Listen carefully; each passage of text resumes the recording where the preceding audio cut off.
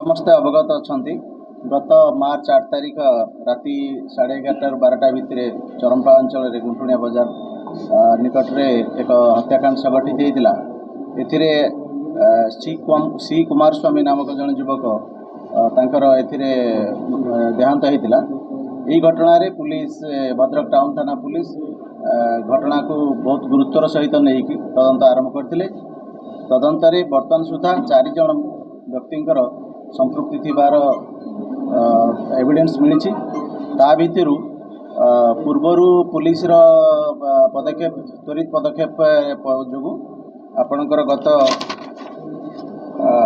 14/3/2026 रे मुताला हिमांशु मिश्र एवं 17/3/2026 रे सुशांत षडंगी नामक 2 जन मुदाला को गिरफ्त करा जाए ऑलरेडी कोर्ट को चालान कराई एवं यही लगातार पुलिस विभिन्न जगह चढ़ऊ रेड ये सबूर रिजल्ट होची।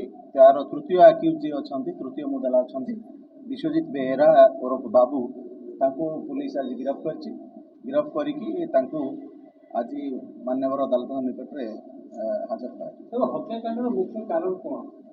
हत्याकांडर मुख्य वर्तमान सुधा जहाँ तदंतर जना पड़ी आपणकर जे डिसीज मुतफा जी थे एवं जो माने हत्याकारी अभियुक्त से माने परस्पर सहित परिचित थे। पूर्व अननोन कहीं नथिले परिचित थे एवं से दिन घटना दिन राति गोटे छुटिया जुक्तितर्क प्रथम अन्य एक थर्ड पर्सन सहित होता से अन्य को डिसीज को से डकई जहाँ को नहीं प्रथम बाक वितंडा होता एवं टसल टसल है भितर तार मृत्यु हो स्टाबिंग मृत्यु हो जहाँ जना पड़ी यह एक सडन प्रोवोकेशन रे घटना है। पूर्वर सेमती क्लीयर कट तांकर कौन सी राइवलरी विशेष सेमती जना पड़ना।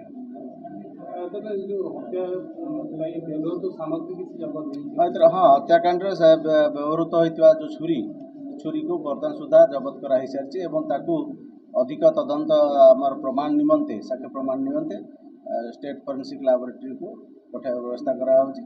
ये केस को आउ जो जड़े व्यक्ति रहिले चतुर्थ मुदाला जड़े रहिले खूब शीघ्र गिरफ्त करी कोर्ट रे ये केस यथाशीघ्र कोर्ट रे चार्जसीट दाखल करा एवं ये केस को जेमिति कन्विक्शन हम से सब प्रकार प्रयास करा।